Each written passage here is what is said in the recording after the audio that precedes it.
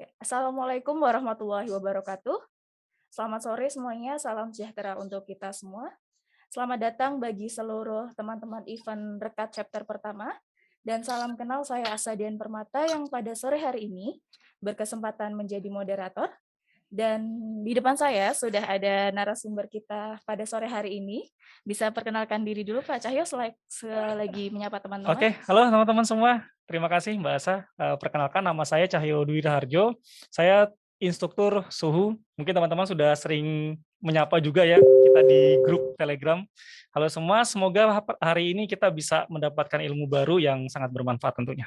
Oke, Mbak. Ya, terima kasih Pak Cahyo. Baik, selanjutnya saya akan menjelaskan secara singkat mengenai event rekat. Mungkin teman-teman banyak yang bertanya sebenarnya event rekat itu apa sih? Event rekat ini diadakan oleh Suhu Academy dengan bekerja sama dengan perusahaan-perusahaan IT terkemuka di Yogyakarta. Suhu Academy sendiri berpusat di Jalan Tanjung, nomor 126, Sorosutan, Umbul Harjo, Yogyakarta. Mumpung ada instrukturnya langsung nih dari Suhu Academy. Kita boleh tanya-tanya ya Pak ya. Boleh banget. Pak mau tanya, jadi sebenarnya goal dari Suhu Academy khususnya event rekat ini itu apa sih Pak? Oke, kita lihat dari Suhu Academy ya. Jadi Suhu Academy itu dibangun karena kita melihat banyaknya gap di antara industri dengan dunia akademik. Jadi di mana industri itu kebutuhannya apa dan di akademik itu kebutuhannya seperti apa, itu gapnya lumayan tinggi. Oke, Sedangkan untuk update sebuah kurikulum itu buku mekanisme yang tidak sebentar. betul. Jadi sedangkan teknologi di industri atau kebutuhan industri akan sebuah resource itu selalu berkembang terus. Jadi otomatis ada gap di situ. Nah, SUA Academy masuk sebagai platform yang berguna untuk banyak hal. Salah satunya teman-teman bisa upgrade skill. Jadi teman-teman ya kita bisa diskusi di grup, bisa ya kita melakukan banyak hal di sana. Kita bisa bahas ini tuh kayak tadi di data AI ada yang membahas tentang Postgre, bahas Postgre tentang Docker juga. Lalu yang kedua, teman-teman bisa karir. Jadi karir di sini itu bukan berkarir di Suhu Academy ya, tapi lebih ke Suhu Academy itu menjadi wadah buat teman-teman bisa sampai ke karirnya teman-teman. Selain itu Suhu Academy juga menyediakan konsultasi, konsultasi karir. Jadi kalau misalkan teman-teman bingung atau suatu hal atau misalkan nggak pede sama CV-nya, kebanyakan seperti itu ya untuk teman-teman fresh graduate. Nah, teman-teman itu bisa bisa banget konsultasi ke tim Suhu Academy. Yang kedua. Terus yang ketiga networking. Jadi buat teman-teman yang merasa masih sendiri, Suhu Academy itu ada untuk networking salah satunya. Jadi teman-teman bisa banget berkomunikasi dengan teman-teman satu yang lainnya dan teman-teman itu bisa saling, "Oh ya, di sini loh ada proyekan," biasanya kan kayak gitu. "Tempatku ada proyekan, kamu bisa join nggak?" Atau bisa sharing-sharing hal yang lainnya, atau sharing kasus juga lainnya. Jadi networking itu sangat penting. Disitulah kenapa kami membangun sebuah grup di mana di grup itu teman-teman bisa diskusi lebih lanjut dari berbagai universitas, dari berbagai sekolah, dari berbagai latar belakang, waktu Indonesia juga karena di sebagian tempat ada yang timur, barat dan lain-lain. Seperti itu, Mbak Asa. Luar biasa sekali ternyata goalnya ya Pak ya. Mudah-mudahan semua bisa terrealisasi lancar tanpa halangan suatu apapun. Amin. Amin. Oke teman-teman, selanjutnya saya akan bacakan role selama jalannya pemaparan. Yang pertama, selama jalannya pelatihan dimohon untuk voice masing-masing peserta dalam mode mute. Yang kedua, dimohon untuk menggunakan nama asli dalam akun Zoom masing-masing. Dan yang ketiga, bagi peserta yang melakukan tindakan yang tidak etis akan kami keluarkan dari room Zoom. Dan yang terakhir, apabila selama jalannya pemaparan terdapat pertanyaan dari peserta, peserta dipersilahkan untuk bertanya melalui kolom chat Zoom yang tersedia dan nanti akan dibacakan dan didiskusikan di akhir pemaparan. Baik, langsung saja kita masuk ke sesi pemaparan. Kepada Bapak Oke. Cahyo, disilahkan. Thank you, Mbak Asa. Jadi, di sini become a professional backend developer ya. Kita coba di kelas ini, kita ngambil kasus adalah cara efektif mengatasi, respon time yang buruk. Jadi, di sini saya ngambil kasusnya adalah respon time-nya pada REST API. Ingat ya, soalnya respon time itu banyak, teman-teman. Bisa layout time, berapa lama sebuah layout itu tampil di sebuah halaman. Tapi di sini saya ambil dari REST API. Nah, respon time itu biasanya sekitar 200 milisecond. 200 milisecond atau 0,2 detik lah. Atau 250, sekitaran 200. Satu endpoint. Jadi ingat ya, REST API di situ ada yang namanya istilah-istilahnya yaitu endpoint. Oke, saya coba next dulu di sini. Nah, di sini kegunaan dari REST API itu adalah satu, untuk aplikasi mobile itu sering banget. Yang kedua, aplikasi web itu juga ada yang menggunakan REST. Nah, biasanya kalau teman-teman membayangkan sebuah aplikasi smartphone, ya, misalkan teman-teman membayangkan sebuah aplikasi smartphone, teman-teman itu membayangkannya adalah dia komunikasi servernya menggunakan apa sih? Ada yang masih berpikir langsung koneksi ke database?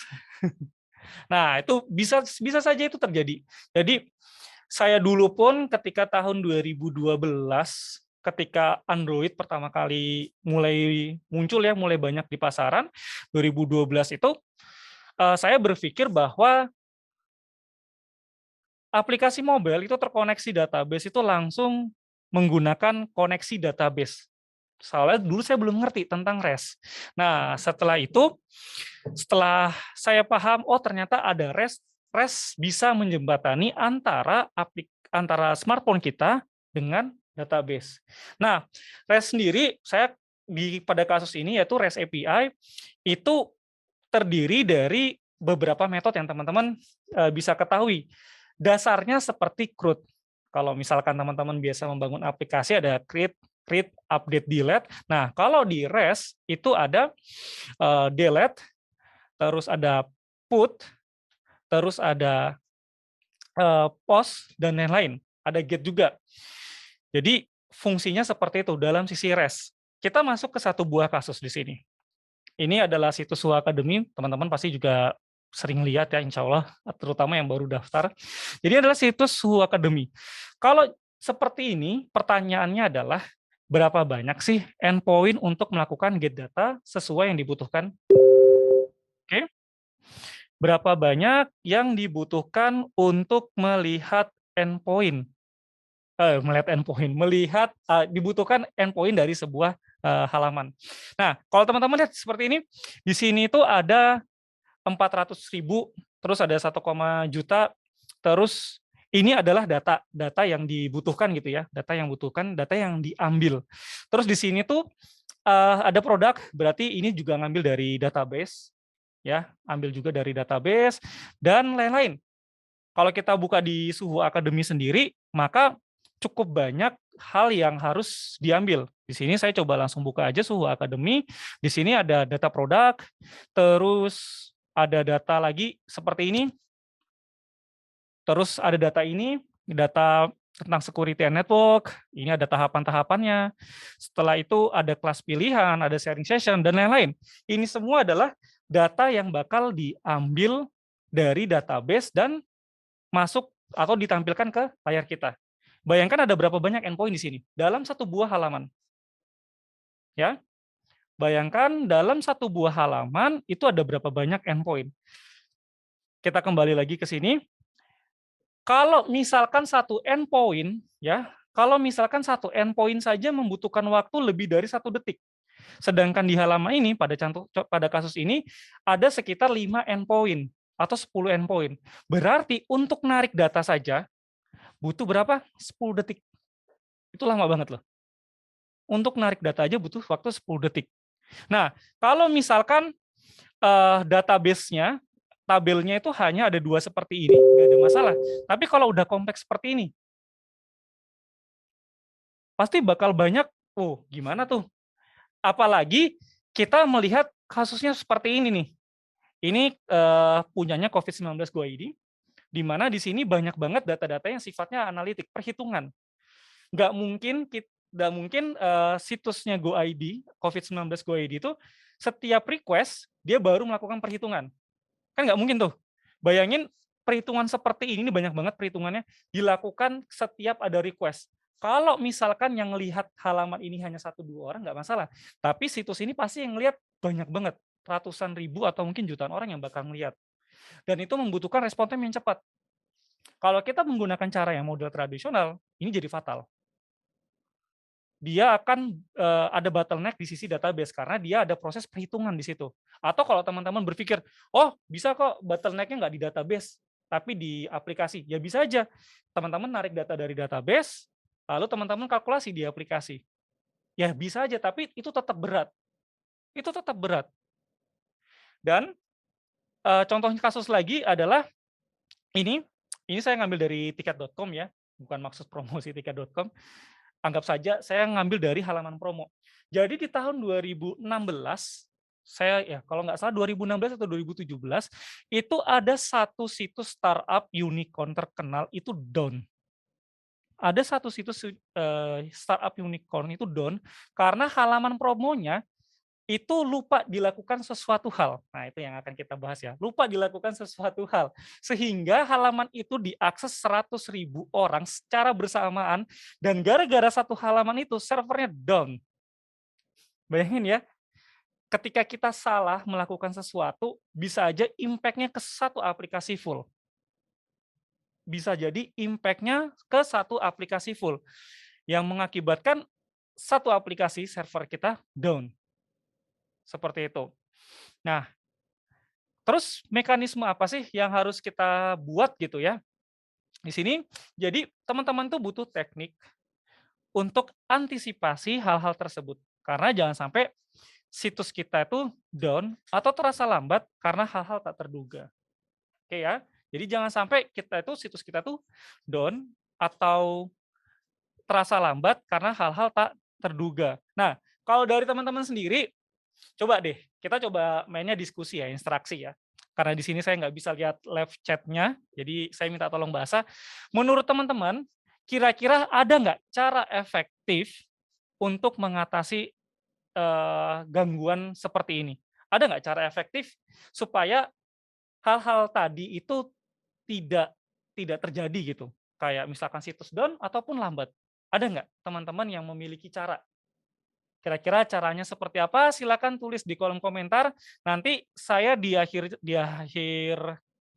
materi ini, saya akan mengumumkan 2 orang, baik itu yang menjawab yang mau berdiskusi aktif ataupun yang bertanyanya bagus, itu 2 orang akan mendapatkan giveaway. Oke ya. Jadi silakan tulis saja di kolom komentar, saya kasih waktu sekitar 3 menit. Nah, saya nyalakan time-nya saja ya. Saya kasih waktu 3 menit buat teman-teman untuk menuliskan kira-kira hal apa yang harus dilakukan supaya situs kita tidak down ataupun terasa lambat ketika menampilkan sebuah halaman. Ada nggak? Silakan teman-teman. 3 menit dari sekarang tulis saja di live chat, nanti saya minta tolong Mbak Asa ya untuk membacakan, siapa tahu sudah ada yang menulis. Oke, sudah ada yang menjawab. Karena saya tidak bisa melihat. Oke? Atau laptop Mbak Asa bisa aja sih dibalik ke saya, nggak apa-apa. Oke. Ini yang pertama itu dari Mas Mahfud Effendi. Mhm. Katanya bisa melalui normalisasi data. Normalisasi data, oke, siap. Kemudian ada lagi dari Mas Unggul Cahya Saputra, bisa di scalable horizontal. Oke, scalable horizontal, nice. Kemudian ada dari Mbak Anissa, di stressing dulu Kak saat aplikasi mau masuk produksi. Tes, oke, stress testing, oke, siap, mantap. Terus mana lagi? Di case Pak. Di case, Iya. oke. Siapa yang ngomong di case itu? Itu ada dari Mas Fakih Yugo, Mhm. ada juga dari ya Mas Fakih, cuma Mas Fakih. Oke, ada lagi Mbak? Misal pakai Kubernetes, dituning, Dituning, oke. ya, load balancing, Oke. refresh data, Oke. gitu-gitu sih Pak. Ganti server. Oke, thank you. Ada lagi Mbak? Rata-rata semua jawabannya seperti itu. Rata-rata semua seperti Iya, itu. case. Oke, di case ya, pasti banyak yang seperti itu. Oke, jadi sebelumnya, jadi ada yang menjawab menggunakan load balancing, ada yang menjawab secara horizontal ataupun vertikal, Itu nanti kita masuk pembahasan sendiri kayaknya asik ya, bahas microservice. Bahas microservice, kita coba membahas horizontal vertikal sama load balancing-nya juga itu kayaknya asik itu. Jadi, kalau teman-teman ada yang berpikir load balancing ataupun vertikal ataupun horizontal, itu bisa jadi menyelesaikan, bisa jadi tidak menyelesaikan. Oke ya, bisa jadi tidak menyelesaikan, bisa jadi menyelesaikan masalah. Kalau kasusnya itu modelnya adalah statistik seperti ini, ya, statistik seperti ini di mana database ini diminta untuk melakukan perhitungan setiap ada request. Maka mau dia scalable-nya horizontal ataupun vertikal, dia bisa jadi tidak menyelesaikan masalah, ya. Nah, kalau modelnya seperti ini, horizontal, dia menyelesaikan masalah. Karena ketika yang satu beban kerja servernya terlalu tinggi, dia bisa dilempar ke yang lain. Nah, untuk kasus-kasus seperti ini ataupun ini ya, itu kita bisa menyelesaikannya dengan cache. Tadi siapa aja yang menjawab cache, acung tangan? Pasti banyak ya. Nah, bisa menyelesaikannya dengan cache. Di sini saya tidak promosi Redis ya. Sebenarnya Redis ataupun file ataupun memori apapun jenisnya itu tools. Ingat ya, cache itu kita harus pahami bahwa alat-alat yang ada di sini itu adalah tools. Yang perlu teman-teman pahami adalah bagaimana ngembangin algoritmanya. Oke ya, ini semua adalah tools. Oke, ini semua adalah tools. Jadi di sini tuh case itu ada banyak sebenarnya. Ada yang menggunakan Redis, ada yang menggunakan file, terus apalagi kira-kira? Ada yang menggunakan memori, ada yang menggunakan database sebagai cache. Saya pernah melakukan itu. Jadi setiap perhitungan, hasil perhitungannya disimpan ke sebuah tabel, di mana nanti dia akan menampilkan data dari tabel yang udah ada perhitungan. Jadi saya bikin case dari sebuah tabel. Bisa aja seperti itu. Ingat ya, itu tools. Yang paling penting adalah algoritmanya. Nah, sekarang algoritmanya seperti apa sih? Saya harap teman-teman habis ini coba ya, coba membuat ya. Jadi untuk algoritmanya sendiri di sini tetat. Nah, teman-teman udah lihat algoritmanya? Saya coba perbesar ya, karena kita akan cukup lama di bagian ini. Ini untuk algoritma cache-nya. Jadi algoritma cache-nya itu setiap ada request, contohnya REST ya, misalkan endpoint get statistik dipanggil gitu, cek, maka dia akan cek cache-nya dulu. Kira-kira endpoint ini untuk parameter tertentu udah di-cache belum?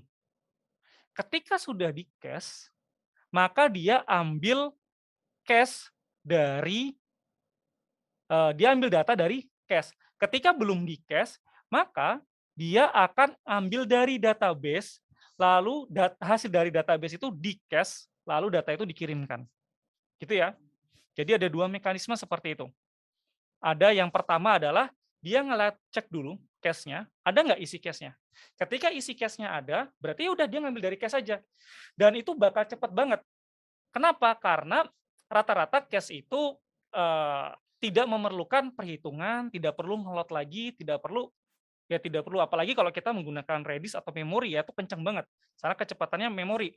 Saya beberapa kali riset menggunakan Redis itu kecepatannya adalah millisecond atau 1000 millisecond. Millisecond per 1000, mohon maaf. Itu cepat banget. Ya. Jadi dia cek cache, dia langsung ambil dari cache atau get from database. Jadi ambil dari database, lalu di cache datanya, lalu dikirim. Nah, sekarang itu adalah algoritmanya. Kita sekarang harus melihat dari cara dia melakukan cache. Ada dua cara. Nah, ada dua cara. Ada yang by request, ada yang scheduler.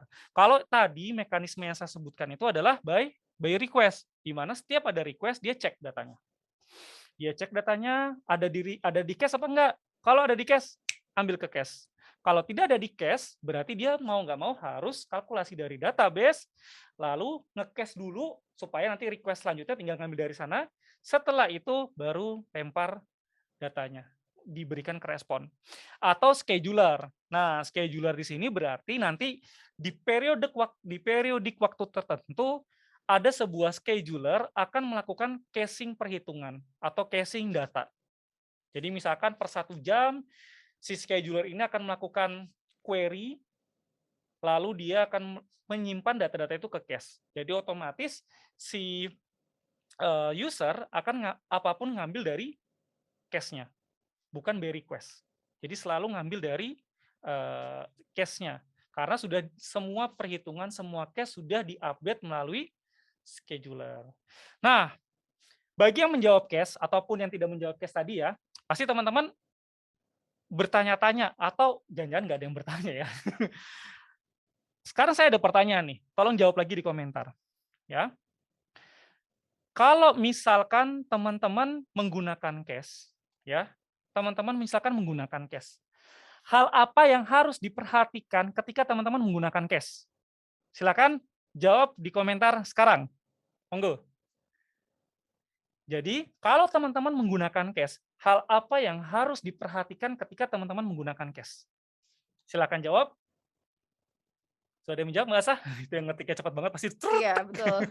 Penjawab pertama dari Mas Dava Zaki, Oke, ukuran case. ukuran cache, apa lagi? Kemudian dijawab juga jawaban yang sama dari Muhammad siapa nih? Bentar. Oh ya. Terus dari Mas Sami Aldi, Mhm. izin menjawab data apa yang mau di case. Oke, itu sebenarnya cache itu bisa macam-macam, bisa data apapun ya, termasuk halaman web itu juga bisa di-cache. Oke ya, halaman web atau part dari sebuah halaman web itu bisa di-cache. Jadi cache itu tidak serta-merta hanya sebuah data, kayak misalkan data statistik, hitung-hitungan, nggak mesti. Halaman web pun bisa di-cache. Oke, lanjut Mbak Sa. Kemudian dari Mas Unggul, Mhm. katanya data statis. Data statis, oke. Ada lagi kira-kira? Size-nya, kebanyakan sih ini jawabnya size ya. Size Dari Mbak dari cache ya. Anissa, dari Mas David. Kemudian ada yang menjawab alokasi data, Oke, nice. kebutuhan data, Oke. life cycle dari case, Nah, siapa yang jawab lexical dari cache? Pak Mahfud Effendi. Mahfud Effendi, Iya. oke. Ada lagi yang jawab lexical dari cache? Belum. Oke. Jadi itu thank you ya Pak Mahfud ya. Pak Mahfud Effendi, life cycle dari cache. Tapi sebelum life cycle dari cache, sebenarnya memang yang harus diperhatikan adalah ukuran cache-nya. Jangan sampai ukuran cache-nya itu lebih besar daripada tempat penampungnya. Apalagi kalau teman-teman menggunakan memori.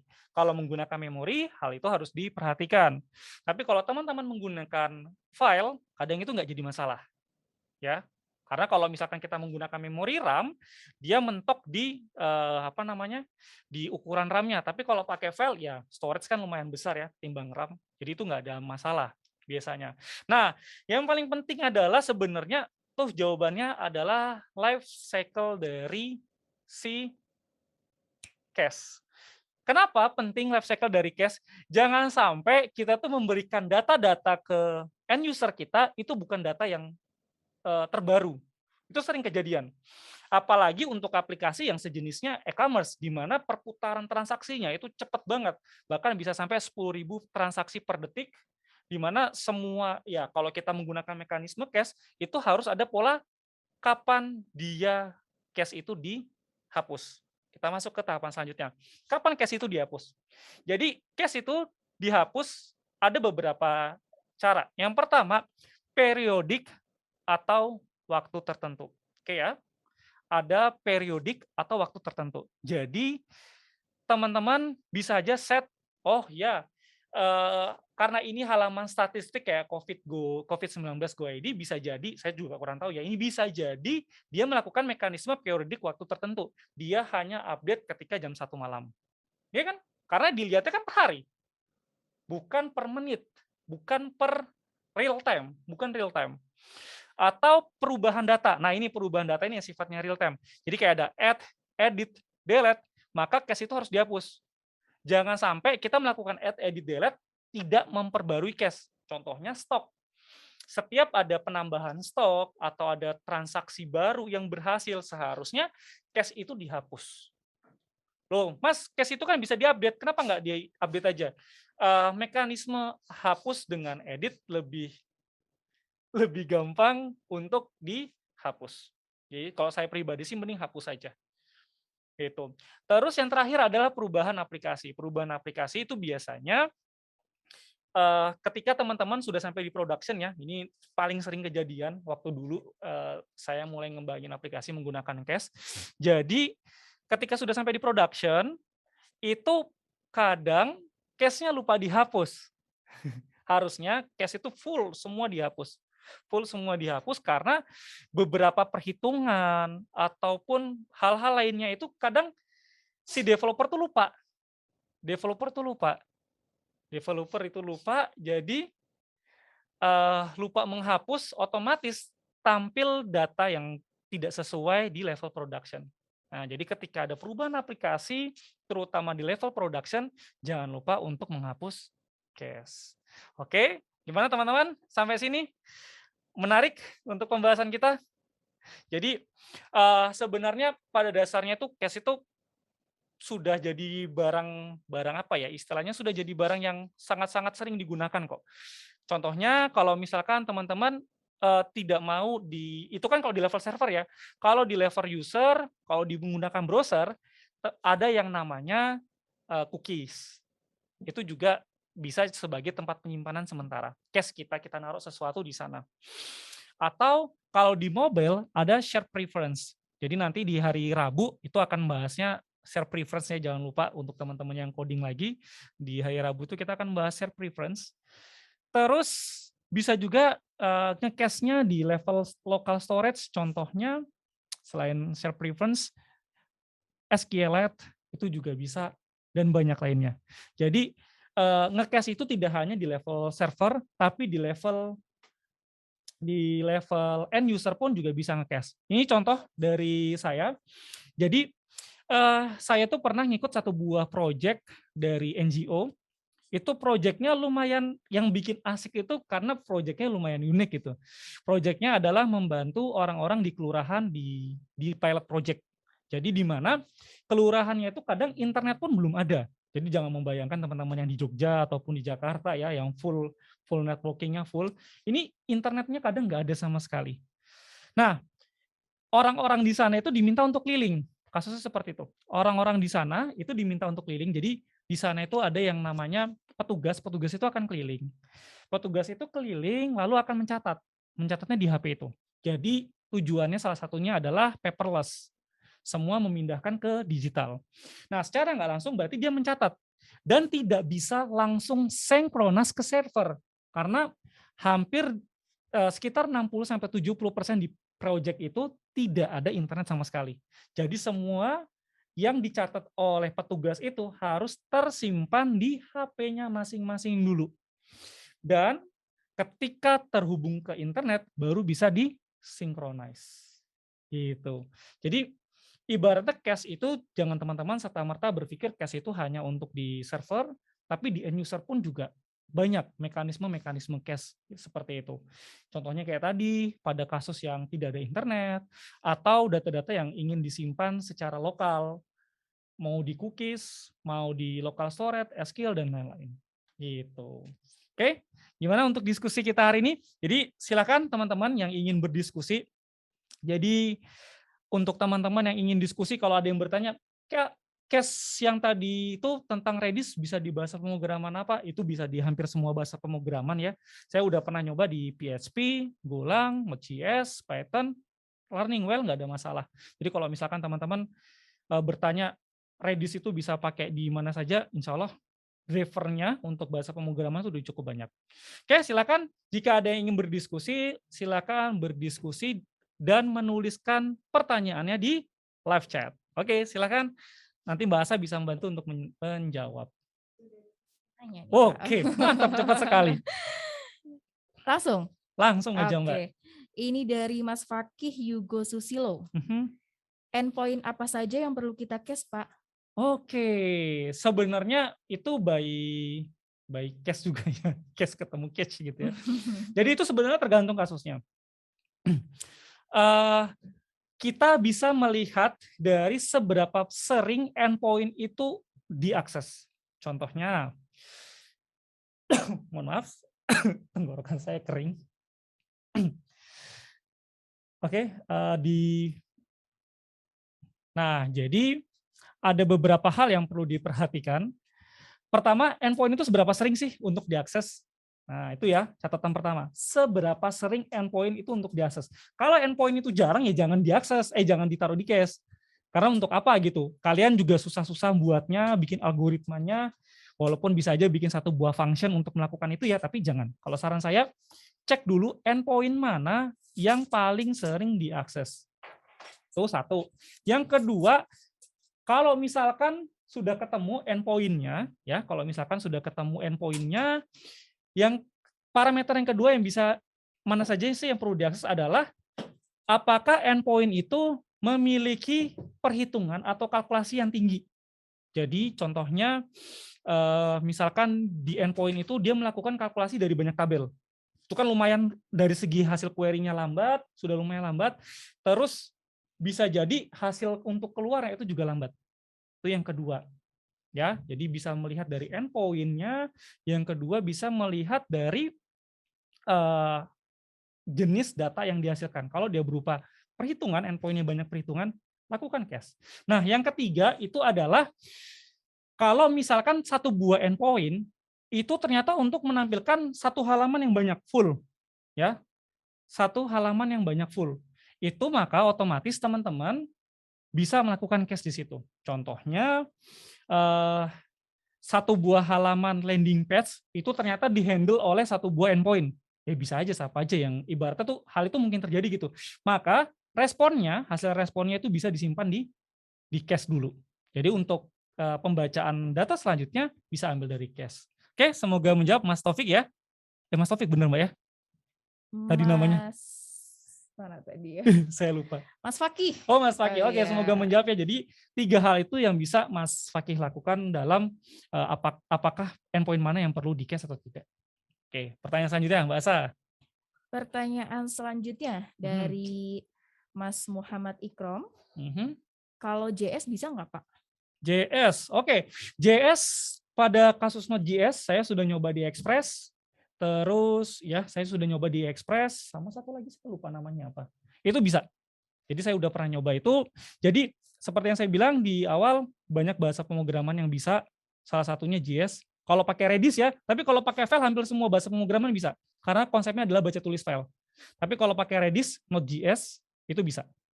Oke, lanjut bahasa. Oke, selanjutnya dari Pak Mahfud Effendi. Mohon maaf izin bertanya. Mohon bisa diberikan pencerahan terkait bagaimana proses mekanisme dari sinkronasi yang bagus antar device atau dari device ke server, seperti contoh yang disampaikan tadi. Dari device ke server, oke. Jadi uh, contohnya yang tidak ada internet tadi ya Pak Mahfud ya. Jadi itu ketika kasus seperti itu banyak saran dari teman-teman. Salah satunya adalah ya dia nge-cache di handphone, lalu dia melakukan synchronize satu persatu checking server. Apakah data itu udah nyampe di server atau belum? Nah, untuk teknikalnya saya coba mencoret-coret di sini. Saya buka notepad saja kalau gitu. Oke, sebentar. Saya buka notepad saja. Nah, di sini akan saya tuliskan saja. Ini anggap saja papan tulis kita bersama ya. Karena saya nggak punya apa namanya coret-coretan. Jadi yang pertama ini smartphone. Ada smartphone, lalu di sini server. Oke. Nah, ketika petugas itu mengcache data, maka di sini dia akan simpan data secara lokal. Oke, simpan data secara lokal. Misalkan contohnya di sini data 01, data 02, dan data 03. Contohnya seperti ini gitu ya. Ada 3 data. Nah, ketika smartphone-nya ini tidak terkoneksi internet, ini anggap saja tidak terkoneksi internet ya. Di sini masih tidak terkoneksi internet. Nah, jadi ketika tidak terkoneksi internet, dia masih seperti ini. Lalu di sini coba saya bikin tahapan. Nah, selanjutnya ketika dia terkoneksi internet. Oke ya. Terkoneksi internet. Nah, ketika terkoneksi internet, Kalau yang saya lakukan, bukan saya ya, lebih tepatnya tim, mohon maaf. Mohon maaf tim. Jadi kalau waktu itu tim yang teman-teman tim lakukan di situ, ada beberapa cara. Yang pertama, data bulky, ini semua langsung dilempar gelondongan ke satu buah endpoint. Caranya mekanismenya bagaimana, Mas? Ya, dia modelnya nyimpen, modelnya dijadiin JSON dulu, terus ditaruh di deskripsi. Beng. Tapi model kayak gitu berat karena gelondongan.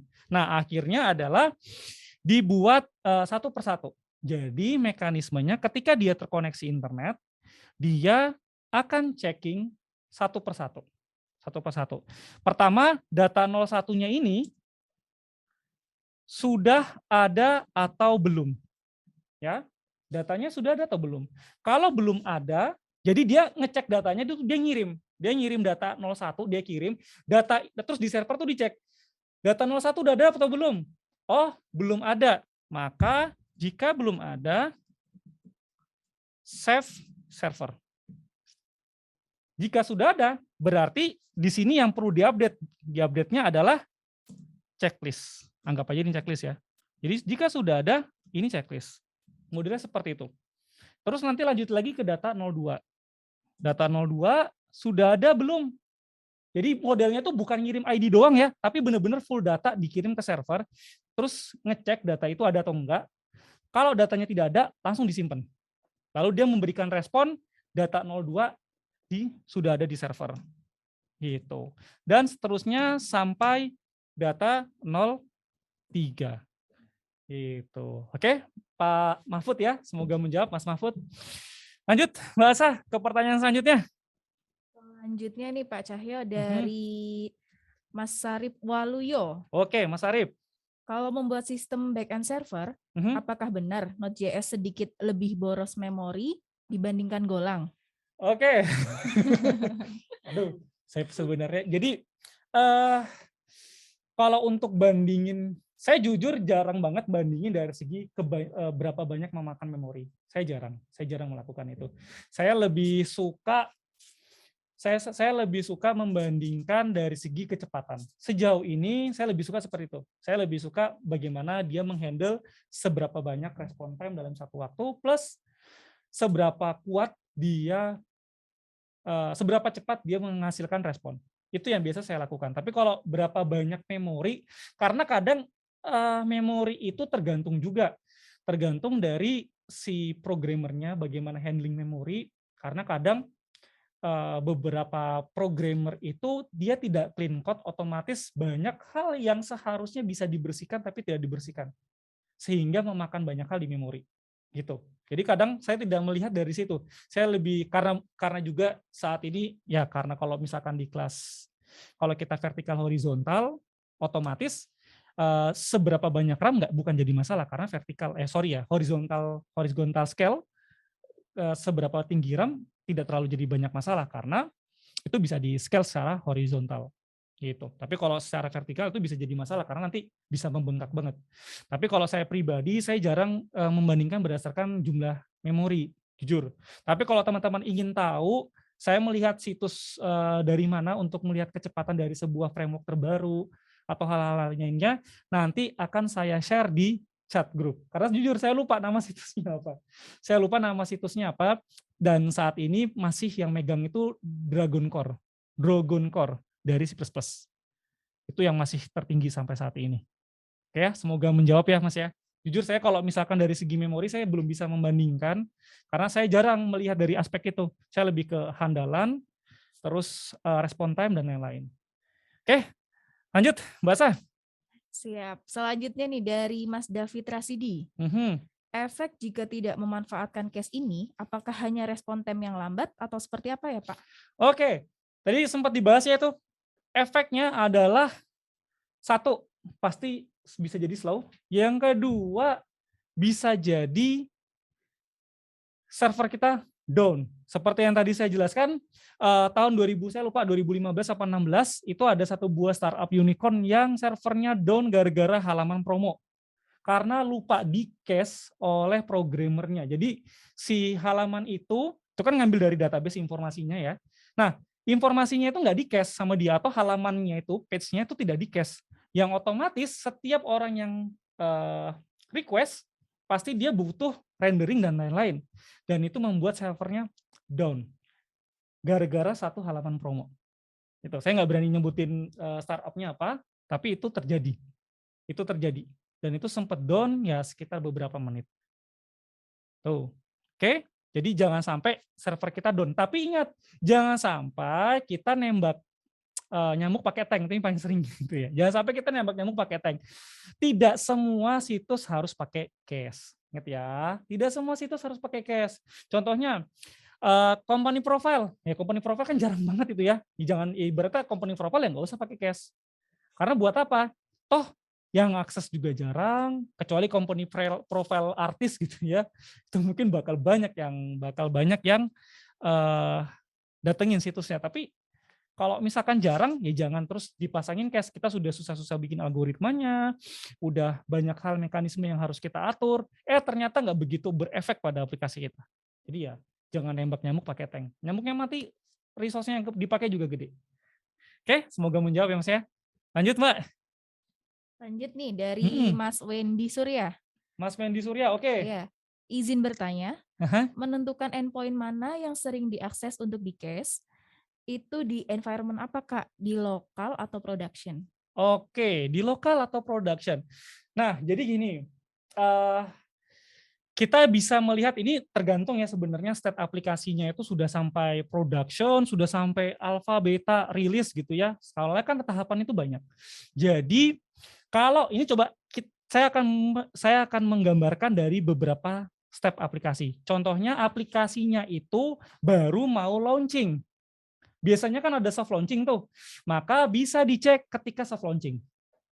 Oke ya. Karena soft launching itu kan end user nyoba tuh. Nyoba-nyoba, dia melihat halaman-halaman mana yang paling sering diakses, akhirnya ketahuan. Oh, endpoint ini sering diakses nih. Oke, itu satu. Nah, yang kedua bisa dari sisi produknya, orang produk. Biasanya orang produk itu bakal menekankan pada sebuah atau beberapa halaman karena halaman itu pasti bakal sering diakses. Itu ya. Biasanya orang produk itu udah punya pemikiran sampai ke sana. Atau orang sistem analis sudah bisa menerka-nerka bahwa halaman ini akan paling sering diakses. Otomatis halaman tersebut endpoint-endpointnya maka bisa jadi harus di cache. Gitu. Itu kalau misalkan belum launching ya, masih di benar-benar masih di development. Kalau yang pertama tadi mau launching atau after after soft launching gitu. Nah, kalau misalkan sudah di production, ini fatal-fatal nih ya, sudah di production, soalnya pernah kejadian juga server yang startup waktu itu yang saya pegang down. Jadi kalau misalkan sudah di production, terus apa yang harus dilakukan? Ya mau nggak mau kita kalau di production itu udah fatal-fatalnya karena ngejar launching, bisa jadi seperti itu, ngejar launching dan akhirnya di launching baru beberapa saat kemudian down karena yang akses kebanyakan. Ya, itu bisa langsung dievaluasi. Langsung ya kalau tahapan pertama sih biasanya langsung naikin secara vertikal. Kalau belum disetting secara horizontal ya, kebanyakan soalnya ngembangin aplikasi pertama kali itu masih vertikal dulu. Mau nggak mau di vertikalinnya ditinggiin dulu. Ya, yang penting jangan down dulu. Nah, setelah itu mulai dianalisis satu-satu halaman mana saja yang perlu di cache. Gitu. Jadi ada 3 tahap ya. Ada tahap ketika masih tahap pengembangan, terus ada juga tahap ketika mau after soft launching, yang terakhir adalah tahap ketika benar-benar sudah launching. Jadi teman-teman bisa pakai mekanisme itu. Oke, semoga menjawab ya Mas ya. Oke, lanjut Mbak Asa. Wah, banyak yang penanya nih Pak. Oke, Sepertinya menarik siap. nih materinya. Siap. Selanjutnya dari Mbak Anissa, selain Redis, ada nggak Kak tools lain yang bisa digunakan buat case? Oke. Selain Redis. Saya agak lupa sih nama aplikasinya apa. Coba nanti saya share di grup ya. Ada satu aplikasi lagi, saya lupa. Gambarnya tuh rusak. Saya lupa namanya apa. Tapi jujur untuk aplikasi lainnya saya lupa. Tapi nanti akan saya share ke grup. Itu juga salah satu hal yang bisa digunakan sebagai cache untuk mempercepat. Oh ya, saya ingat. Elasticsearch. Jadi di Elasticsearch itu tidak serta-merta dia hanya untuk pencarian bahasa alami, atau kalau misalkan kita mau nulis di GoFood gitu bakso O-nya 2, dia tahu ternyata bakso yang dicari, atau BKSO dia tahu bakso, salah satu fungsi Elasticsearch kan seperti itu. Tapi dia juga melakukan cache di situ. Ya. Jadi bisa Redis, bisa teman-teman menggunakan Elasticsearch, atau bisa pakai file, bisa juga pakai tabel di sebuah database, bisa pakai RAM, banyak banget yang teman-teman bisa lakukan, atau membuat cache sendiri pun juga bisa. Itu yang saya lakukan dulu. Saya lebih milih buat sendiri atau menggunakan Redis. Cuma Redis itu kalau tidak salah dia ada batasannya maksimum 500 mega kalau nggak salah. Koreksi ya kalau salah. Teman-teman bisa cek sendiri di situsnya Redis, kalau nggak salah 500 mega. Dan ciri-ciri cache itu sederhananya adalah konsepnya key value. Ya, konsepnya adalah key value. Jadi kata kuncinya apa? Value yang di cache itu apa? Jadi sebenarnya dari konsep itu kita sebenarnya bisa nyimpan apapun di sana. Oke ya, semoga menjawab. Lanjut, Mbak Asa. Selanjutnya dari Mas Ahmad Fajar.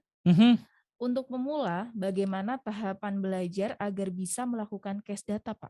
Oke, untuk pemula. Ini untuk pemulanya berarti saya coba dari basic dulu ya. Jadi anggap saja teman-teman belajar dari basic gitu ya. Kalau belajar dari basic, saya contohkan Golang aja. Jadi soalnya video Golang kan sudah ada tuh. Nanti soalnya next dari tim mau coba Python dan lain-lain. Jadi kalau di video learning pad Golang yang tim sudah publish di YouTube itu, kita kan belajar dari basic dulu. Setelah basic bisa, coba bikin mini apps, lalu lanjut ke framework ya. Lanjut ke framework, lalu teman-teman coba belajar bagaimana memahami sebuah frameworknya itu, termasuk biasanya di routing di frameworknya. Nah, setelah itu teman-teman belajar integrasi database, ya kan? Di learning pad Golang kan kayak gitu.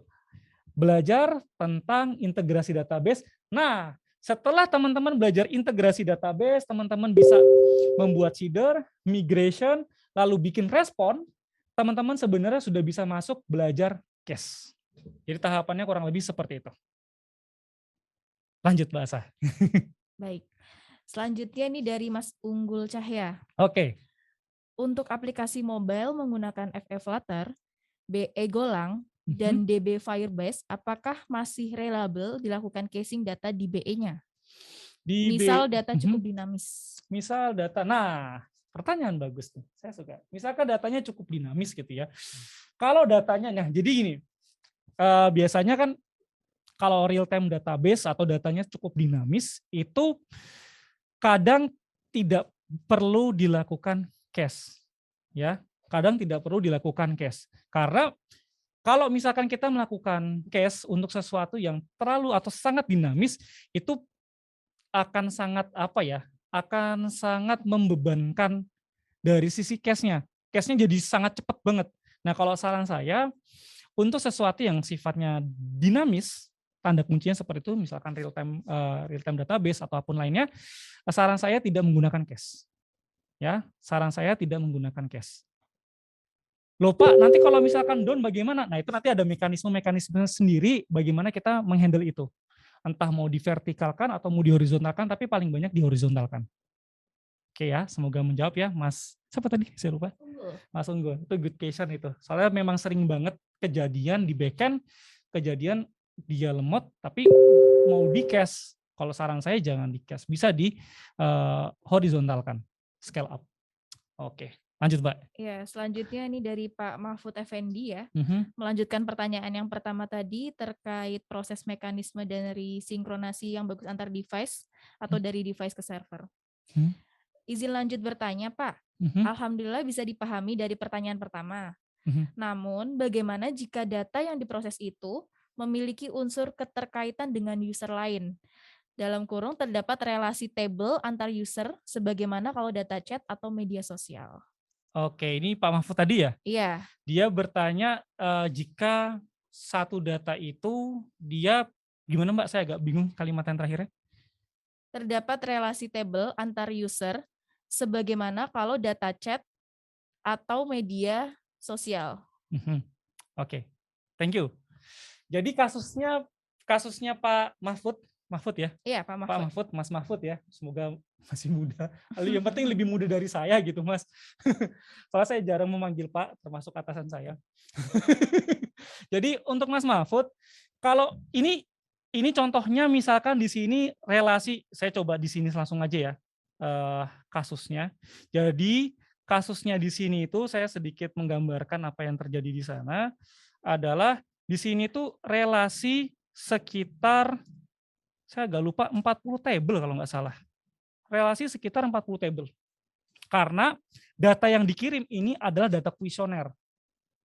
Bayangin ya, kuesioner itu pasti banyak banget tabelnya. Terus ini 40 table gimana caranya nginsert ke sebuah, jadi data itu ketika nyampe di server ya, data ini ketika nyampe di server kan di-checking tuh datanya udah ada atau belum. Kalau misalkan belum ada, mulai proses pemetaan. Jadi dari JSON itu mulai dipetain.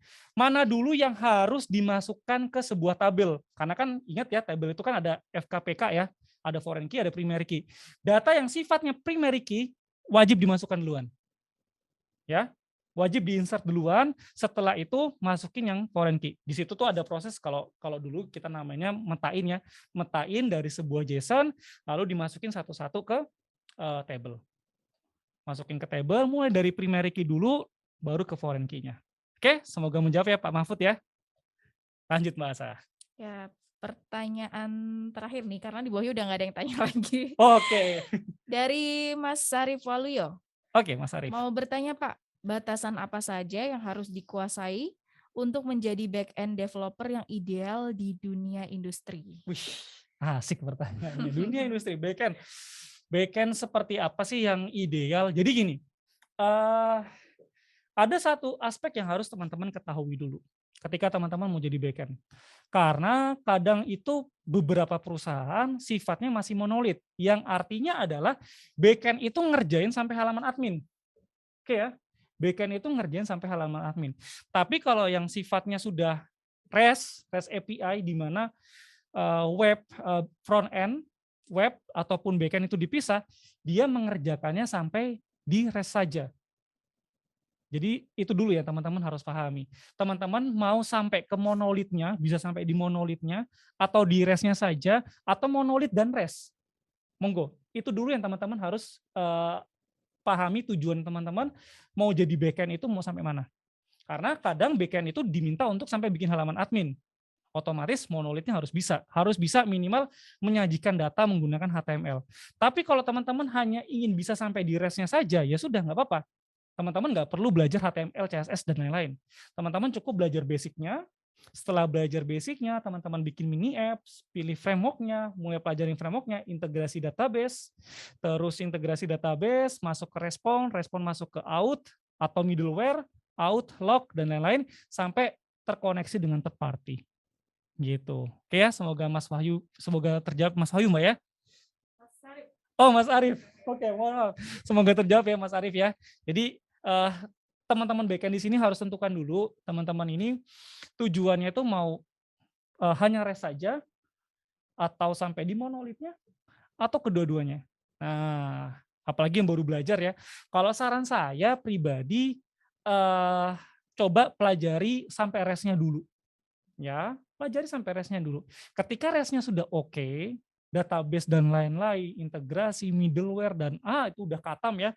Teman-teman coba pelajari HTML, CSS, JavaScript, sama beberapa framework CSS. Atau tem admin ya. Karena kadang beberapa backend itu diminta untuk sampai membuat halaman admin. Jadi mau nggak mau teman-teman harus ready juga. Gitu. Oke, semoga menjawab Mas Arief. Ada pertanyaan lagi Mas Asa? Ada satu pertanyaan lagi Oke, mantap. dari ini Mbak kayaknya. Oke. Mbak Iin Solihin. Oh ya Mbak Iin. Izin bertanya, saya developer Siakat. Boleh minta contoh data yang cocok di case dan data yang tidak cocok di case pada sistem informasi akademik. Oke, sistem informasi akademik. Wah ini luas ini. Jadi kalau ada yang suka bertanya, wah bikin aplikasi Siakat aja, jangan aja ya. Soalnya Siakat itu benar-benar luas banget. Siakat itu dari hulu ke hilir. Oke, saya coba petain dulu Mbak ya aplikasi Siakat. Aplikasi Siakat itu intinya adalah aplikasi dari mahasiswa masuk sampai mahasiswa wisuda. Kebanyakan seperti itu. Nah, terus untuk apa aja sih yang perlu di-cache? Satu, yang biasanya di-cache itu ketika KRS, ini kita coba satu-satu ya. Biasanya KRS itu bikin sistem down. Saya dulu waktu berkuliah di tahun 2008, 2009 itu sistem di kampus saya itu sempat berat banget. Ya saya nggak tahu waktu itu udah dipakai cache atau belum. Nah jadi mata kuliah yang bisa diambil mahasiswa ketika dibuka dan KRS-nya itu mahasiswa milih sendiri secara real time itu bisa di-cache. Itu satu. Terus yang bisa di-cache apa lagi? Nilai. Karena nilai itu diupdate kan per 6 bulan sekali ya. Ya di-cache aja, kenapa nggak perlu di-cache? Itu bisa di-cache. Terus apa lagi yang harus bisa di-cache? Yang paling sering mahasiswa cek, result, saya nggak tahu sampai di sana apa enggak, result dari perpustakaan, hasil pencarian perpustakaan. Itu kan biasanya hasil pencarian perpustakaan itu bisa di-cache. Terus apa lagi yang bisa di-cache? Kita coba berdasarkan kasus-kasus ya, tadi kasus pas KRS-an, pas ngelihat nilai. Nah, bisa juga nge-cache untuk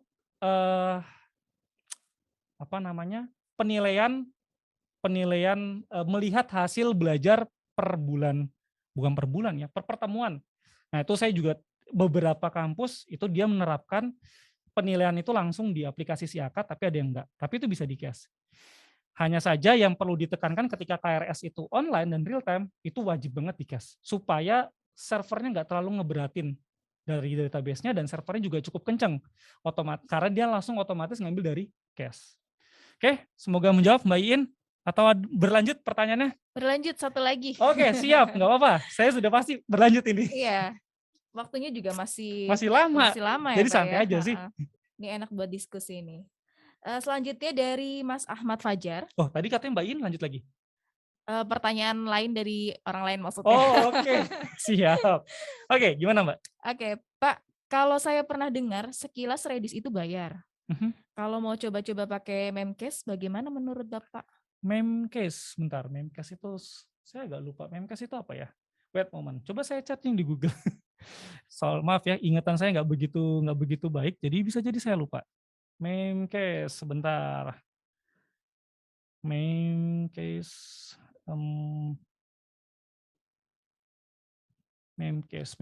Memcached. Oke.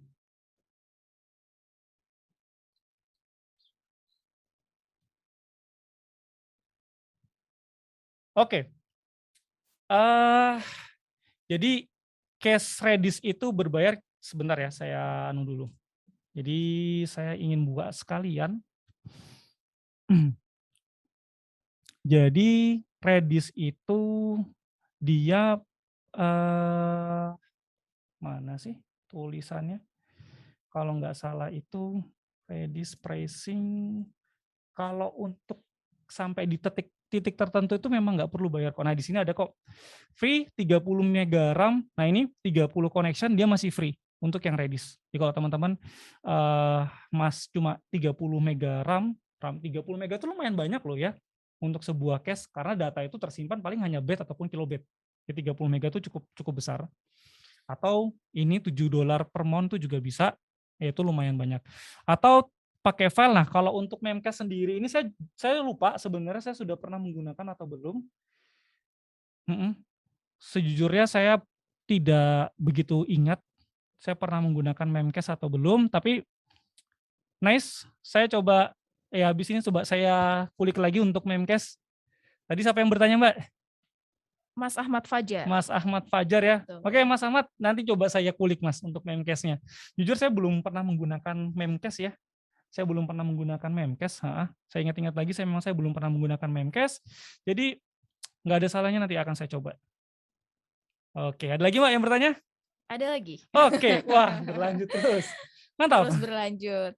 Ini selanjutnya dari Mas Reksa. Dari Mas Reksa, oke. Izin bertanya, untuk pemula, bagaimana alur belajar yang tepat untuk menjadi seorang back-end dev terstruktur? Skill-skill apa saja sebagai prerequisite yang harus dimiliki? Oke, back-end ya. Coba karena di sini ada pertanyaan yang sangat menekan soal back-end. bagaimana sih belajar jadi backend. Jadi gini, problem di backend itu kadang ngurusin ERD atau relasi database aja udah berantakan. Kita coba masukin poin itu. Jadi kalau teman-teman ingin menjadi backend, prerequisite-nya ini saran saya teman-teman juga belajar Git. Oke ya. Awali dengan Git atau control versioning. Jadi belajar Git atau control version. Nah, dari control version itu kalau teman-teman sudah oke, jadi jangan sampai kita membuat aplikasi kayak aplikasi foldernya namanya aplikasi 01, terus folder lagi aplikasi 02 ya sama aja kayak skripsi fix 1, skripsi alhamdulillah habis sidang dan seterusnya. Nah, jadi jangan, teman-teman bisa belajar Git dulu untuk controlling versioning. Lalu belajar basic. Belajar basic itu apa sih? Belajar basic itu sederhananya teman-teman belajar tipe data variabel, kontrol logik, percabangan perulangan, function. Lalu kalau misalkan dia golang, contohnya di golang ya, teman-teman bisa belajar pointer, interface, struct, dan lain-lain. Tapi kalau misalkan teman-teman di OOP, teman-teman ya harus belajar konsep OOP-nya. Itu. Nah, kalau teman-teman sudah sampai di basic-nya itu, udah katam ya, teman-teman bisa bikin mini apps. Jadi teman-teman bikin mini apps, bangunlah mini apps yang menggunakan logika agak tinggi. Bukan ya logika-logika sederhana kayak aplikasi pengecekan suhu gitu kan. Misalkan masukin 15, hasilnya cair, masukin 100, uap, jangan kayak gitu. Bener-bener pakai logika tinggi. Contohnya bikin kalkulator pakai command line. Itu sederhana kalkulator ya, tapi pakai command line itu nggak sederhana jadinya. Itu lumayan logikanya lumayan pusing di situ. Atau teman-teman bisa saja membuat aplikasi game sederhana pakai command line, di mana ibaratnya musuh yang muncul itu kekuatannya berdasarkan nilai dari sebuah random nilai. Misalkan random nilai 1 sampai 10, musuhnya 9, tenaga kita HP-nya cuma 8, ya pasti kita kalah. Itu juga bisa. Gitu. Jadi gunakanlah logika-logika atau algoritma yang tinggi. Atau kalau teman-teman ingin belajar basic untuk algoritma-algoritmanya, teman-teman bisa ke nama situsnya apa ya? Saya kurang bisa menghafal nama situs soalnya. HackerRank ya, kalau nggak salah. Nah, oh ya benar. HackerRank, teman-teman juga bisa belajar di HackerRank. Bukan belajar, tapi lebih tepatnya adalah mencoba algoritma yang ada di HackerRank. Oke, teman-teman juga bisa bikin portofolio di sini, ngebagusin portofolio teman-teman. Itu di level basic. Pastikan algoritma teman-teman itu katam. Ya, udah bener-bener ibaratnya jangan sampai cuma bikin algoritma min max aja salah. Itu banyak loh kejadian bikin algoritma min max aja salah. Coba saya kasih kasus ya untuk teman-teman min max. Kalau misalkan kita ingin membuat algoritma min max dari sebuah array. Maka data untuk pengecekan itu nilainya harus berapa? Kalau misalkan min atau max. Misalkan di sini ada ARR berisi sekumpulan nilai, saya ingin tahu nilai terkecil itu berapa, terbesar berapa. Nah, maka variabel untuk pengecekan itu harus bernilai berapa? Ada yang bisa jawab nggak di komentar? Atau saya coba tulis di notepad saya. Nah, misalkan gini, saya punya ARR. Ini sering banget kejadian masalah di sini. Di sini sebuah nilai yang acak-acakan ya. Nah, saya buat acak-acakan seperti ini.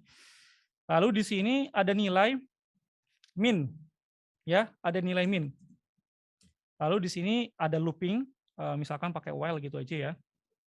Pakai while, ada looping gitu, atau do gitu aja, jangan while. Do. Sebentar, mohon maaf, mata saya kelilipan. Ada while. Nah, lalu di sini saya akan ngecek, intinya dia akan ngecek sebanyak ARR gitu. Lalu di sini dia if ARR indeks ke 0 ya, ARR indeks ke 0 kurang dari min berarti kan dia secara nggak langsung harus masukin nilai min. Min sama dengan ARR indeks ke ini harusnya indeks ke indeks ke 0. Nah, pertanyaannya adalah min ini harus bernilai berapa? Ada yang bisa jawab? Saya hitung sampai 5 detik, 10 detik ya. 1, 2, sebutin aja terus Mbak. Nanti. 3, 4. Yang pertama Mas Ahmad Fajar nih. Kalau Mas awal min 999999. Oke, buset. Oke, Kalau terus. min awal sama dengan 99 kebalikannya. Oke, Mas Sarip 0, 0. Oke, Mbak Anissa 0, Mas oke, Muhammad 0, terus Mas Semi Aldi oke. indeks ke min 0. Hah? Min 0. Oke, oke. Cuma itu yang jawab. Oke, ada yang lagi kira-kira bisa jawab? Karena jawabannya masih belum tepat. Saya belum pernah yang lihat indeks ke min 0 ya. Ya, saya nggak pernah lihat untuk indeks min 0. Ada lagi yang bisa menjawab? Cukup, Mbak?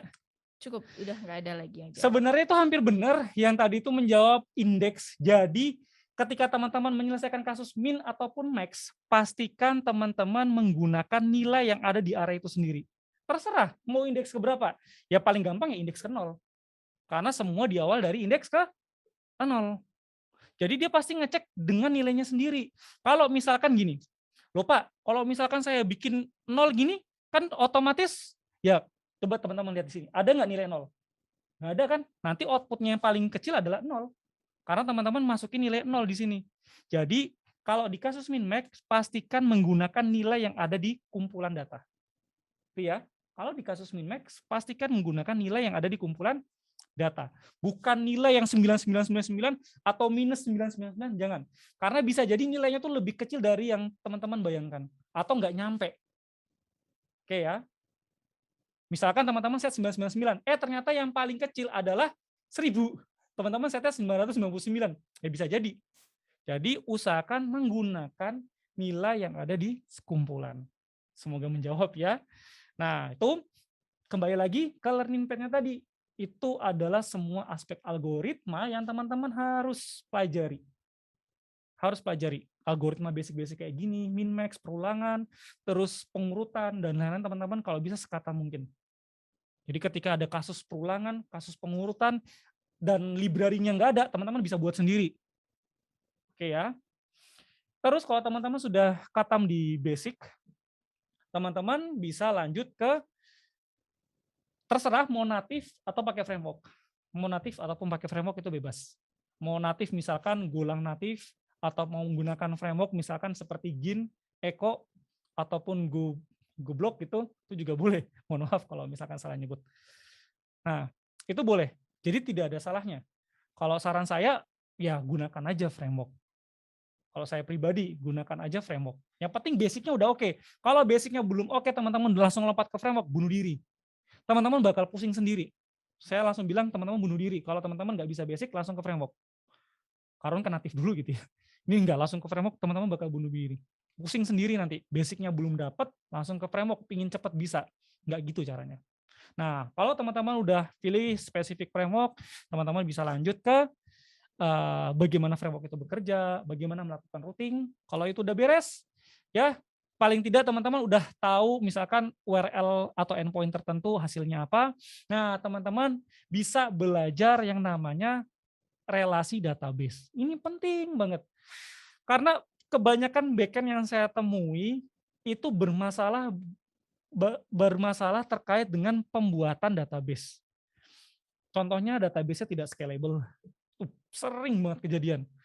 Atau database-nya tabelnya tambal sulam, itu juga sering banget kejadian. Tambal sulam itu contohnya gini, kolom itu hanya digunakan hanya sekali seumur hidup. Ngapain harus dibuat? Ini kalau dipikir-pikir, misalkan ada satu buah kolom yang si programmer tuh udah tahu digunakan sekali seumur hidup. Kenapa harus ditambahin itu kolom? Seharusnya ada mekanisme lain yang scalable yang bisa dilakukan. Caranya seperti apa? Nanti kita bahas. Gitu. Jadi pelajari benar-benar bagaimana mendesain database yang baik. Karena di beberapa perusahaan itu tidak ada sistem analisnya. Teman-teman harus bikin database sendiri. Jadi kalau teman-teman bermasalah dengan database, ya sudah. Ingat ya, database itu impact-nya gede banget sampai ke proses bisnis. Impact-nya sampai ke sana. Jadi ketika teman-teman salah membuat database, impact-nya sampai ke proses bisnis. Atau flow aplikasi teman-teman, impact-nya sampai ke sana. Dari sebuah IRD itu impact-nya sampai ke flow aplikasi. Jadi jangan sampai salah. Pelajari itu baik-baik. Nah, pelajari integrasi database, nanti lanjut ke middleware. Middleware teman-teman bisa belajar out, log, dan lain-lain. File upload juga, ya banyak lah. yang teman-teman pelajari nanti di middleware, sampai ke tahap selanjutnya adalah ke tahapan cache, itu juga bisa teman-teman masuk sampai ke third party aplikasi. Contohnya nyimpen file ke server lain atau lain-lain gitu. Oke, semoga menjawab. Ada lagi Mbak pertanyaan kira-kira? Masih ada lagi. Oke, lanjut terus. Yang penting sampai 5:30 ya kita ya. Oke. Selanjutnya dari Mas Sarip Waluyo lagi. Oke, siap. Untuk web security, apakah merupakan tanggung jawab back-end engineer juga? Atau ada divisi lain yang menangani keamanan suatu aplikasi website? Web security. Oke, ini pertanyaan bagus ya. Jadi ini pertanyaan yang sering terjadi. Apakah web security ini sebenarnya curhatan teman-teman backend ya? Ini curhatan teman-teman backend. Apakah sampai ke sana atau enggak? Jadi gini, ini semua tergantung ke culture perusahaan. Saya sebut dulu ya, culture perusahaan atau kekuatan keuangan perusahaan. Karena apa? Karena dua aspek itu yang bakal backend itu sampai sejauh mana. Kalau dari segi tugas, tidak.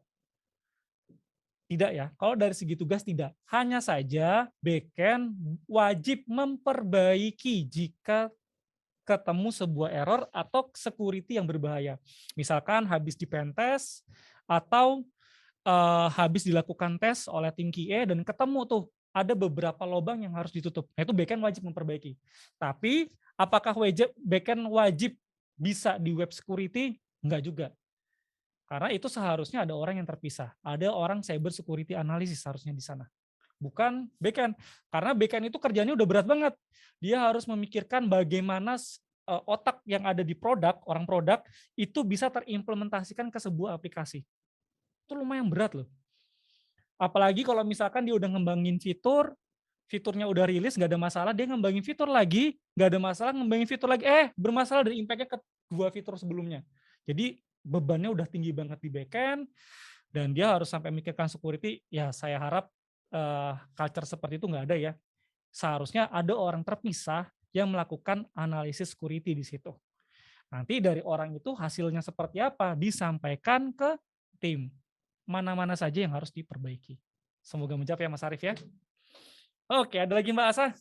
Ada lagi dari Mbak Iin. Oke, halo Mbak Iin.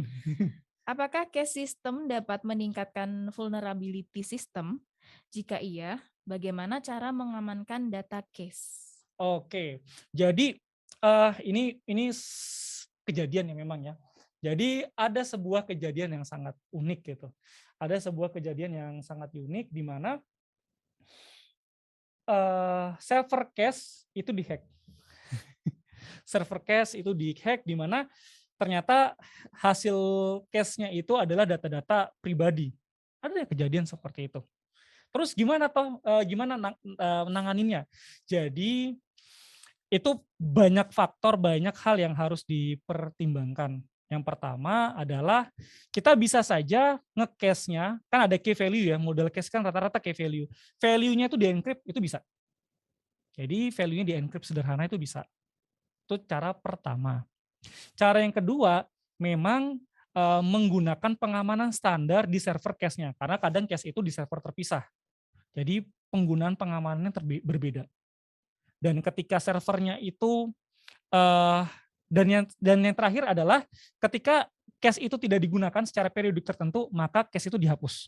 Jadi jangan sampai cache itu disimpan seumur hidup. Jangan ya. Itu soalnya sering kejadian sih kayak gitu. Jadi kan tadi saya menyebutkan ya, kapan cache itu dihapus, life cycle-nya. Nah, itu harus dibuat misalkan 24 jam pasti terhapus. Oke ya. Jadi ada beberapa hal yang harus teman-teman perhatikan. Yang pertama, bisa di-encrypt. Yang kedua, bisa juga pengamanan dari segi server cache-nya. Yang ketiga, kapan cache itu dihapus. Jadi jangan sampai data-data tahun lalu itu masih ada di cache. Itu jangan sampai seperti itu. Kita harus ada mekanisme kapan cache itu dihapus. Semoga menjawab ya Mbak Iin ya. Lanjut, Mbak Sa, ada lagi? Lanjut. Oke, mantap. Dari Mbak Airin sekarang. Mbak Airin, oke. Untuk menjadi back end, perlu ke front end dulu atau bisa langsung ke back end? Bisa langsung, saya langsung Bisa jawab. langsung ya, langsung jawab aja. Bisa langsung Mbak Airin ya tadi ya? Iya, Mbak Airin baik. itu bisa langsung, Mbak Airin bisa bebas sebenarnya. Apakah harus kadang itu ke teman-teman backend itu kenapa saya sedikit jawab kenapa Mbak Airin nanya itu karena kadang yang bertanya seperti itu berpikir bahwa backend harus membuat halaman admin. Ya enggak, iya kan? Membuat halaman admin. Nah, ketika teman-teman harus membuat halaman admin, berarti teman-teman harus bisa HTML, CSS, atau tem untuk admin. Tapi kalau backend-nya teman-teman tujuannya adalah REST, ya nggak perlu. Fokus aja udah di backend. Fokus bagaimana membuat backend yang mantap, nge-cache-nya oke, out-nya mantap, dan lain-lain. Jadi jangan sampai terbebani sama HTML, CSS, JavaScript kalau teman-teman hanya di fokus di REST. Semoga menjawab. Siap. Sampai saat ini terpantau satu penanya lagi. Oke, siap. Mantap. Dari Mas David Rasidi. Oke. Untuk back-end, lebih dahulu mempelajari relational database atau yang non-relational database, Pak? Oke, ini pertanyaan bagus nih. Untuk backend harus yang relasional database atau non relasional database. Jadi gini, ini sebenarnya kembali ke kasus, tapi kalau Mas seperti ini namanya, Mas David itu mau bergabung atau misalkan mau mengembangkan sebuah aplikasi, saran saya yang relasional dulu, ya. Saran saya yang relasional dulu. Alasannya apa, Mas? Jadi kebanyakan data-data itu sifatnya adalah tabelnya relasi. Kebanyakan seperti itu. Kita join ke sebuah perusahaan, ketemu tabelnya relasi. Kita join ke sebuah startup, rata-rata tabelnya relasi. Terus teman-teman jadi bertanya, loh terus non-relasi itu kapan digunain? Ya nanti akan saya bahas di pembahasan database ya rekat selanjutnya. Mungkin ada waktu kita bakal bahas itu. Jadi kalau saran saya, belajar dari relasional dulu, jangan non-relasional. Oke, semoga menjawab ya Mas David ya. Ada lagi Mbak Sah? Sementara ini belum ada penanya Oke, lagi ya. jadi bagi teman-teman yang belum bertanya, silakan feedback bisa ditulis. Ada feedbacknya sudah? Ada feedback, nanti akan dikirim admin. Jadi silakan admin untuk menuliskan link di halaman feedback, di halaman chat. Jadi feedback itu bisa teman-teman tulis rekatnya ini saat ini seperti apa. Di situ ada nama, email, dan nomor telepon. Jadi gini, Su Academy itu tidak hanya diskusi. Ini saya sampaikan di akhir, memang hanya khusus buat teman-teman yang nonton sampai akhir. Jadi Su Academy itu juga ada beasiswanya. Oke ya, Su Academy itu ada beasiswanya di mana teman-teman itu bisa belajar menggunakan beasiswa itu. Salah satu mendapatkan beasiswanya adalah pelajar. Teman-teman di sini ada yang masih pelajar, silakan tunjukin KTM-nya aja, nomor KTM-nya lebih tepatnya. Terus yang kedua, alumni yang maksimum 12 bulan. Yang ketiga, ini yang beasiswa yang paling gede itu beasiswa sudah pelajar, dia juga mahasiswa dari Indonesia Timur, waktu Indonesia Timur. Itu beasiswanya gede banget. Yang ketiga adalah dia ngikutin kelas-kelas gratis seperti ini. Salah satunya adalah Rekat. Nah, kalau ada yang bertanya beasiswanya seperti apa, nanti kita lanjutin di chat grup aja biar nggak kebahas di sini. Jadi saya cukup bilang, di Su Academy itu ada beasiswa yang teman-teman bisa dapatkan. Jadi salah satu beasiswanya itu yang cukup gede memang adalah beasiswa untuk mahasiswa dari pelajar waktu Indonesia Timur, kayak Papua, Maluku. Nah itu benar-benar kita ingin membangun tidak hanya di daerah barat, tapi juga daerah timur juga merasakan salah satu dengan beasiswa itu tadi. Dan silakan teman-teman bisa isikan feedback, karena mengisikan feedback itu teman-teman juga berkesempatan untuk mendapatkan beasiswa. Karena dengan mengisi feedback itu kita tahu teman-teman itu memang ingin belajar, bukan hanya sekedar join grup terus ya sudah join aja, tapi teman-teman ingin belajar. Gitu. Oke, sudah di kopas Mbak? Sudah. Oke, mantap. Jadi silakan ya untuk isi feedbacknya. Nah, nanti itu jadi evaluasi kami plus juga reward buat teman-teman untuk mendapatkan beasiswa. Gitu. Dan sertifikat tentunya ya Pak Oke, Cahyo ya. ya sama sertifikat saya lupa. Jadi yang ngisi feedback itu nanti juga dapat sertifikat. Setiap acara rekat itu pasti ada sertifikatnya. Dengan cara teman-teman mengisi feedback. Simpel kok, ngisi feedback itu teman-teman yang berkeluh kesah, misalkan, Kak, durasinya kurang lama, Kak, bahas ini dong, Kak, bahas itu dong. Ya, itu terserah teman-teman. Bahkan teman-teman bisa ngisi sesuatu hal yang kritis, nggak apa-apa. Teman-teman bilang, wah instrukturnya ganti aja, nggak bagus ya boleh, bebas. Atau teman-teman ingin membahas sesuatu hal di kritik dan saran, boleh nanti akan saya bahas di grup. Oke, ada Mbak pertanyaan lagi? Pertanyaannya sejauh ini belum ada lagi sih, Oke, Pak. belum ada. Oke, kita tunggu sampai jam 16 sampai jam 17.00 ya. Kalau Oke. tidak ada pertanyaan berarti bisa kita cukupkan. Ya, beberapa detik lagi. 3, 2, 1. Oke. Sepertinya tidak ada pertanyaan ya. Ini sepertinya ada perlu izin akses ke Mhm. feedback-nya, karena ini banyak yang bilang kayaknya nggak bisa diakses, Pak. Jadi nanti mungkin admin kirim ulang ya. Jadi nanti setelah acara ini ditutup, Mhm. untuk panitia jangan mematikan dulu supaya linknya bisa direvisi dan dikirim. Heeh. Gitu. Oke. Oke, karena tidak ada penanya lagi, Pak Cahyo, Mhm. kesimpulan dari event Rekat Chapter 1 ini apa ya, Pak Oke, Cahyo? thank you. Kesimpulannya ya, ini karena ini Rekat chapter pertama bener-bener chapter pertama hari pertama pula. Jadi diawali dengan backend. Jujur kenapa kok diawali dengan backend itu sebenarnya juga ada alasannya ya. Karena kebanyakan orang-orang yang baru join pemrograman pasti mikirnya rata-rata bermula dari backend. Itu satu. Walaupun banyak yang udah berpikiran langsung ke front end, tapi pasti ingin tahu lebih banyak tentang backend karena backend itu banyak hal yang di belakang sana dilakukan, memproses, menyajikan dan lain-lain, mengkalkulasi, ya banyak hal. Itu satu. Yang kedua, dari acara rekat ini semoga teman-teman bisa upgrade knowledge secara berkala. Jadi acara rekat ini tidak hanya saat ini aja ya, nanti ada rekat chapter 2, chapter 3 dan seterusnya. Terus semoga juga teman-teman yang punya impian buat kerja di startup dan lain-lain sudah mulai bisa melihat ke depan dan meniti apakah yang harus teman-teman lakukan. Jadi dengan kita dan tim, ya lebih tepatnya tim Suhu Academy membuat video edukasi terkait dengan learning pad dan lain-lain, itu tujuannya adalah memudahkan teman-teman untuk bagaimana sih harusnya belajar. Walaupun belum ada video-video secara teknikal, memang belum, karena memang banyak banget list video yang harus kita bangun dulu, mulai dari penjelasan umum, learning pad, itu dulu yang harus kita lengkapin, supaya teman-teman tahu arah belajarnya. Oke, dan dari acara rekat ini juga kita ingin menyampaikan bahwa Suhu Academy bukan hanya platform seperti biasa, Suhu Academy adalah tempat teman-teman berkarir, tapi juga teman-teman juga bisa upgrade skill. Gitu. Siap, terima kasih Pak Cahyo Iya, sudah sama-sama Mbak Asah. mengisi waktu sore hari ini. Siap. Ya, sekian event Reka chapter 1 sore hari ini. Semoga apa yang disampaikan Pak Cahyo dapat bermanfaat bagi teman-teman semua dan bisa menjadi modal berkarir di dunia IT sesuai dengan tema Rekat, Rescaling dan Karir IT. Saya mewakili tim event Rekat, mohon maaf apabila selama jalannya pemaparan banyak kekurangan, dan jangan lupa ikuti event Rekat besok di jam yang sama mengenai Become a Mobile Engineer. Dan untuk link feedback, mohon maaf ada kesalahan teknis, nanti akan di-share di grup karena peserta-peserta yang di sini juga sudah kami cek. Jadi nanti yang mendapatkan sertifikat adalah peserta yang mengikuti sampai akhir.